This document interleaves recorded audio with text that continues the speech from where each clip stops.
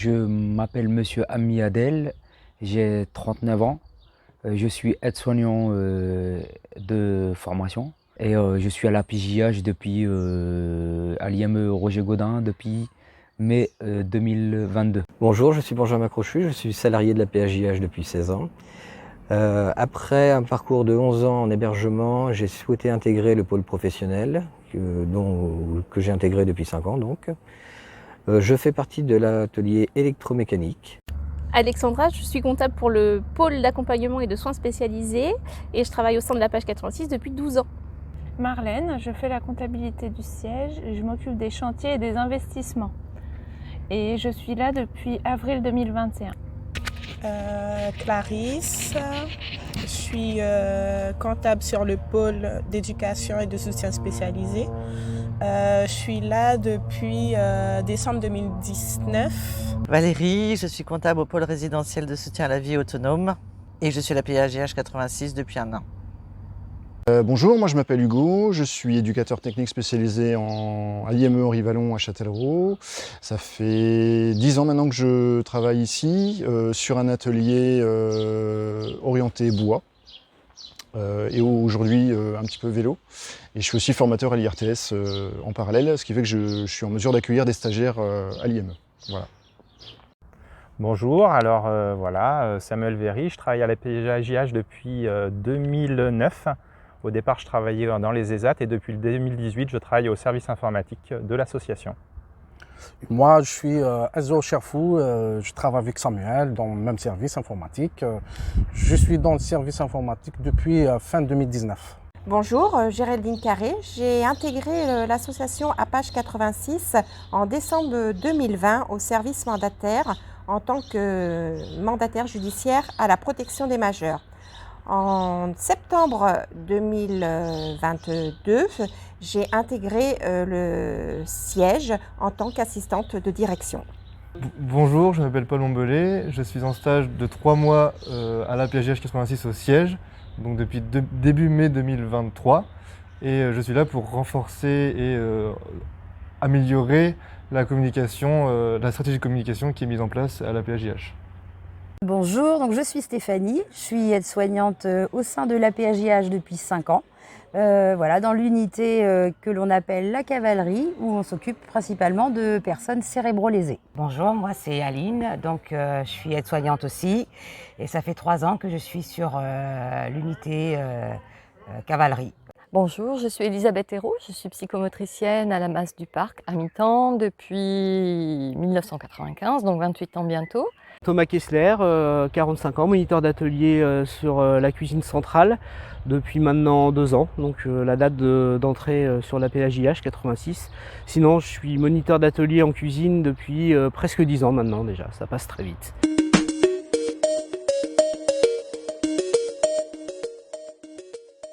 Point central, surtout en tant que psychomotricienne, ça a été la formation Snozelen que nous avons eue au niveau de l'établissement.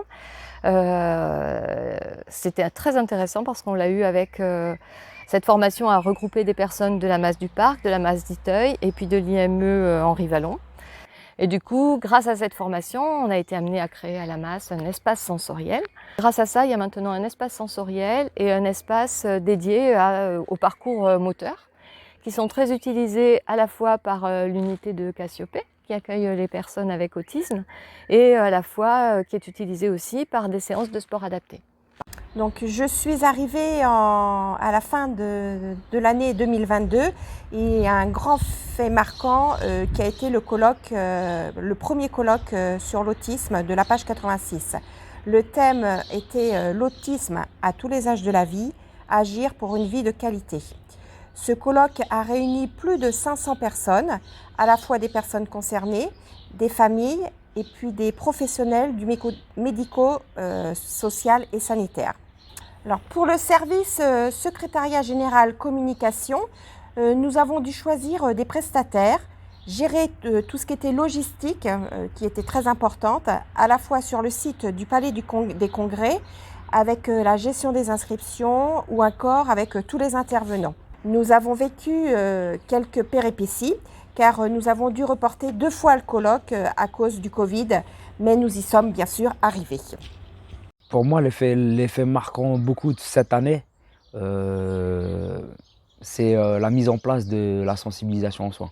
Du coup, en collaboration avec tout le monde, et avec Aurélie et les formations internes, avec Fanny Chacornas, etc., j'ai réussi à mettre en place, on a réussi à mettre en place avec Aurélie une sensibilisation aux soins qui a beaucoup apporté, je pense, et que j'ai eu des retours des parents et des collègues de l'externat qui ont été très contents de l'évolution de certains jeunes. Alors, l'effet marquant de l'année 2022, il y a eu le fait de pouvoir travailler sans le masque. Ça, pendant la période Covid, c'était vraiment très compliqué, et pour le personnel et pour les résidents de travailler avec ce masque. Parce que voilà, on a nos résidents, ils ont besoin de voir nos visages pour comprendre, parce que c'est beaucoup de stimulation sur cette unité. Sur 2022, l'événement marquant a été la préparation du colloque et le colloque en lui-même. Ça nous a permis, outre notre fonction support quotidienne aux établissements, de découvrir un autre environnement, de connaître des collègues qu'on n'avait pas forcément l'occasion de rencontrer, de collaborer avec la direction générale et surtout l'association. Ça a été 2 jours très riches, intenses, mais riches aussi en apprentissage et en connaissances. Il y a la création du repère d'Iteuil, donc le café solidaire en fait. C'est la mairie d'Iteuil en fait, qui est rapprochée de l'association, qui elle a sauté sur l'occasion parce que c'est super, hein, un café social. La modification de la SIPFP, alors déjà dans le terme, SIPFP, section d'initiation des premières formations professionnelles, qui avant s'appelait IMPRO, Institut médico-professionnel, donc ça c'est déjà une première avancée.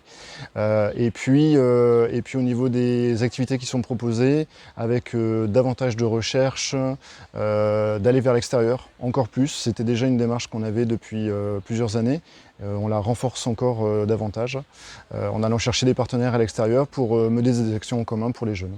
En 2021, on a renégocié l'ensemble des contrats des liens avec Orange.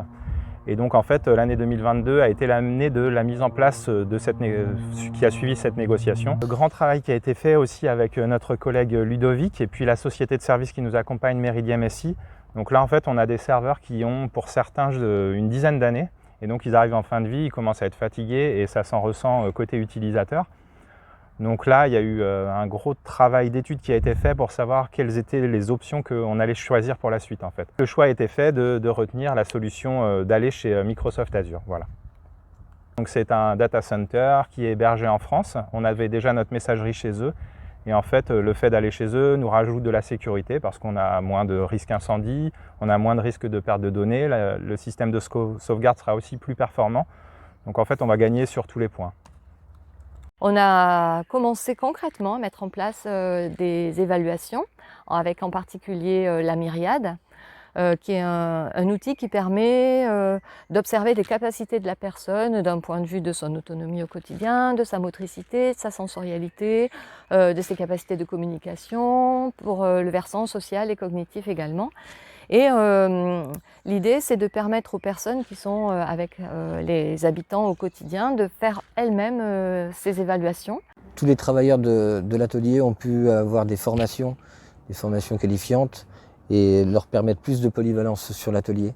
Ce qui permet à certains travailleurs de ne pas avoir cette lassitude qu'ils pourraient avoir sur des ateliers avec des productions linéaires. Donc certains travailleurs se retrouvent un peu plus sur des productions qu'ils vont réaliser tous les jours et d'autres travailleurs vont plus s'épanouir sur des activités de travail très diversifiées où on peut vraiment du matin à l'après-midi changer littéralement de poste de travail. Donc en 2022, il y a eu la stratégie de communication qui a été mise en place. L'idée, c'est de mettre en valeur les initiatives auprès des personnes qui ne sont pas de la PAJH 86, parce que le médico-social est un domaine qui est très peu connu, même si on en parle beaucoup au final. Et il faut mettre en valeur les intervenants, les professionnels, les établissements dans l'accueil du public. Donc l'Assemblée générale, le marché de Noël et puis notre réunion comptable a permis de rencontrer les personnes accompagnées et les professionnels des établissements. et aussi de voir la création des personnes accompagnées. Et, comme nous en comptabilité, on voit passer les fournitures, mais on ne voit pas le but final, et vraiment les créations sont superbes. Le départ du responsable de la cuisine centrale, donc Franck, et on m'a demandé de le suppléer, de le remplacer, donc ça a été pour moi une évolution de carrière importante. Les nouveaux rôles, ça a été surtout, pas forcément sur le monitorat, parce que ça, bon, on est tous censés, chaque moniteur est censé faire déjà l'accompagnement et tout. Ce qui a vraiment changé, c'est l'élaboration des menus, le rapport avec les clients internes et externes, et puis être garant vraiment de la production à 100%, quoi. Donc des responsabilités bien plus importantes que ce que j'ai pu avoir avant. Nous avons développé depuis plusieurs années de nouvelles activités de travail qui nous ont permis de nous développer en permettant aussi aux travailleurs en situation de handicap d'améliorer leurs conditions de travail avec des machines qui permettent maintenant à des personnes qui ne pouvaient pas participer à ce type d'activité de s'inscrire complètement dans la dynamique de l'atelier. Dans le cadre de notre démarche RSE, on a continué à essayer de ne plus acheter de matériel neuf quand c'était possible. Donc à chaque fois qu'il y a des renouvellements de matériel, on demande aux utilisateurs quels sont vraiment leurs besoins et si possible, on essaye d'acheter du matériel reconditionné. Donc on se fournit à la boutique informatique qui appartient aux ateliers du bocage, donc à la communauté Emmaüs, qui eux récupèrent de certaines entreprises du matériel, les remettent à neuf et les proposent en revente. Parce qu'en fait, on a commencé à renouveler presque tout le parc informatique. Il y avait beaucoup de clients légers anciens, beaucoup de systèmes obsolètes et tout. Donc, il fallait d'acheter beaucoup vraiment de matériel. Donc, c'est pour ça que c'est très important de passer par matériel conditionné. Et aussi, on a fait un gros travail de réparation du matériel quand c'était possible en fait. Il y a énormément d'ordinateurs qu'on a réussi à prolonger d'une année, 2 années, 3 années en changeant quelques composants. On exploite au maximum. On a pu en 2022 mettre en place concrètement des emplois du temps et des modes de communication adaptés pour les personnes avec autisme. C'est-à-dire que concrètement, il y a eu des repérages spatiaux qui ont été faits avec des objets ou des pictos pour structurer l'espace. Et en même temps, les emplois du temps de leur journée ont commencé à prendre véritablement forme, que ce soit avec des objets ou avec des pictos, afin de leur permettre de mieux comprendre ce qu'on leur demande, travailler un petit peu la communication réceptive. Voilà. Et cet outil de communication, il découle vraiment des évaluations qui avaient été faites avant, des besoins de plus en plus évidents de pouvoir aider les personnes à se repérer, à structurer l'espace, à structurer le temps et du coup d'être dans une communication plus efficace en termes de prévisibilité, d'organisation du temps et d'occupation de toute la journée. Le Ségur, donc on aurait aimé que ce soit vraiment que ce soit pas une prime, mais que ce soit vraiment intégré dans le salaire. La fin des travaux sur l'IME aussi qui a été quand même longue à mettre en place. Et puis et aujourd'hui, on a des locaux tout neufs. Au niveau du bâtiment administratif, on est toujours en recherche effectivement d'avoir des travaux, des améliorations en continu sur la SIPFP aussi évidemment, mais et sur les autres bâtiments éducatifs. Une autre partie de notre atelier est une mise à disposition de certains de nos travailleurs en situation de handicap d'aller travailler en entreprise de milieu ordinaire. Ce qui a permis également à certains de nos travailleurs, donc 2 de nos travailleurs, de passer des CACES R489 pour conduire des chariots élévateurs en entreprise et au sein de l'ESAT Renéjo. Donc on s'est rendu compte que les formations n'étaient pas réellement adaptées, ça nous a demandé un gros travail pour permettre à ces personnes d'obtenir ces CACES, tout en discutant avec les organismes de formation. Grâce à une collaboration avec ça doit être un partenariat qui est passé avec le CDSA, il y a 8 résidents qui bénéficient toutes les semaines d'une séance de sport adapté, ce qui permet de remettre en mouvement justement le mouvement, le corps, réinvestir une motricité active mais qui respecte leurs particularités. En 2022, on a pu concrétiser aussi des temps de mise au sol pour certains résidents avec du polyhandicap, ce qu'on appelle un petit peu ici la motricité libre, ce qui est un moyen de sortir de son fauteuil ou de son dispositif de soutien pour les personnes qui sont entravées dans leur motricité et de pouvoir un petit peu s'exercer librement, à bouger, sans contrainte, sans être dans une position qui est toujours la même et dans un rapport à l'autre qui est forcément déterminé par la position assise que l'on a, plus ou moins inclinée dans un fauteuil. On est accompagné par une société de service, justement, si on tombe malade tous les deux, ils ont la connaissance de notre système et en fait ils peuvent prendre le relais. Donc c'est Simexo. Et cette société nous a proposé, dans le cadre de sa prestation, un audit de sécurité. Donc très poussé, donc ils ont mis en place une machine chez nous qui a scanné l'ensemble du réseau et l'ensemble des machines qui sont sur le réseau et qui a permis de voir quels étaient les points positifs, quels étaient les points négatifs, quels étaient les points à retravailler. Ça nous permet justement de corriger. Bon, on a eu beaucoup de points positifs, mais quand même, on a eu quelques points à corriger. Voilà, mais grosso modo, en général, on est bien dans la norme de sécurité informatique.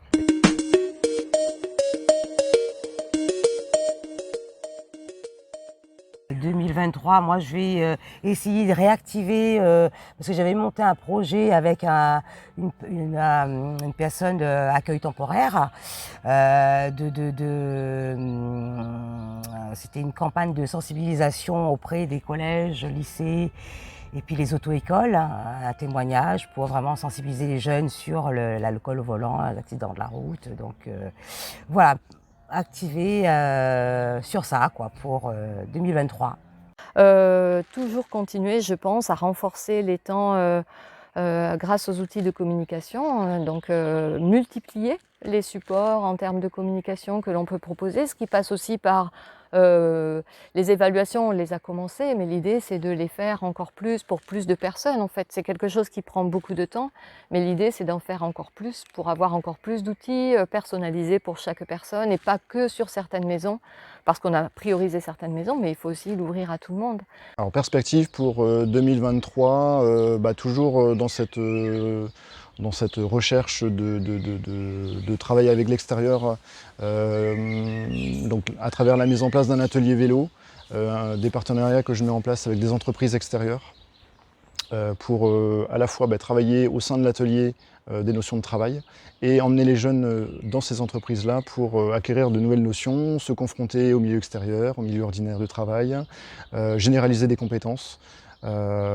Favoriser davantage de liens sociaux avec les personnes extérieures et puis voilà, agrémenter un petit peu, montrer ce qu'ils savent faire, on est toujours là-dessus aussi. En répondant aux sollicitations de nos clients sur les nouveaux marchés, nous souhaitons maintenant pour les prochaines années pérenniser l'activité et retrouver une certaine stabilité car les dernières années ont été assez dynamiques, on va dire. Pour 2023, nous avons eu la mise en place d'un logiciel qui nous permet de scanner, de numériser nos factures et ainsi de gagner du temps dans la saisie des factures quotidiennes. Donc le nouveau logiciel nous apporte, par le fait de l'intelligence artificielle, moins de saisie d'enregistrement. Et qui nous laisse moins d'opérations manuelles. Moins d'opérations manuelles et qui nous laisse plus de temps pour les contrôles, pour analyser, plus d'analytique au niveau comptabilité. Pour faire suite au travail donc, qui a été fait par Ludovic et Meridiem SI avec monsieur Jean-Philippe Dupont, la solution qui a été retenue c'était d'aller mettre nos serveurs chez Azure. Et donc il y a tout ce travail de mise en place qui va être fait tout au long de l'année. On va commencer par migrer les serveurs qui ont moins d'importance pour les utilisateurs, puis ensuite on va migrer les serveurs qui contiennent les applications métiers et dans un dernier temps on va vraiment migrer les sessions utilisateurs. Donc d'ici fin 2023, on aimerait avoir terminé cette opération. La migration de tous les utilisateurs et il y aura un changement vraiment radical. Perceptible pour les utilisateurs, voilà. Vraiment. Voilà. Et l'idée, c'est de multiplier d'autres formes de communication. Donc en ciblant par exemple plus les actions qui sont faites dans chaque établissement ou même au sein du siège également. Et de mettre en valeur, sous forme d'interview aussi, les professionnels qui expliquent leur métier. Parce qu'il y a une ribambelle de métiers au sein de la PHJH 86 et du médico-social. Pour ma part, continuer à développer beaucoup d'activités pour les résidents, voilà, qu'ils soient le plus heureux possible, à leur apporter un maximum. Là, on va développer peut-être des comptes aussi en plus, voilà. Si on a une personne qui est malvoyante sur le service, ça peut être intéressant aussi pour lui et puis pour d'autres. Voilà, développer les activités un maximum. Nous avons dû, en réaménageant l'atelier, acheter un conteneur pour stocker tout ce qui est le nouveau matériel, enfin les nouveaux matériaux. Et ça nous a fait penser qu'en lien avec les 50 ans de l'anniversaire de l'ESA Tronejo, que nous aurions pu décorer ce conteneur. Et nous avons donc pris contact avec un artiste peintre qui nous a proposé de travailler en lien avec les TSH pour décorer les deux faces du conteneur. Rassembler aussi les familles, hein, donc l'association organise ça, donc les professionnels, les familles, et montrer aussi ce qu'on peut faire aussi sur l'unité, tout ça dans un esprit convivial. Donc suite à l'audit de sécurité, il est remonté en fait qu'on n'avait pas suffisamment de formation auprès des utilisateurs. Donc en fait, on a programmé sur l'ensemble de l'année 2023 un passage lors des réunions générales auprès de l'ensemble des utilisateurs pour les informer sur les risques liés à la cybersécurité. Nous avons commencé à travailler sur le colloque, le prochain colloque. Donc nous avons commencé à faire des réservations auprès des hôtels, prendre contact avec les traiteurs pour les repas. Donc nous avons déjà une trame de travail très importante par rapport au précédent colloque. J'ai hâte de participer au nouveau colloque. Je vous donne rendez-vous le 29 et 30 mai 2024 et hâte d'y être.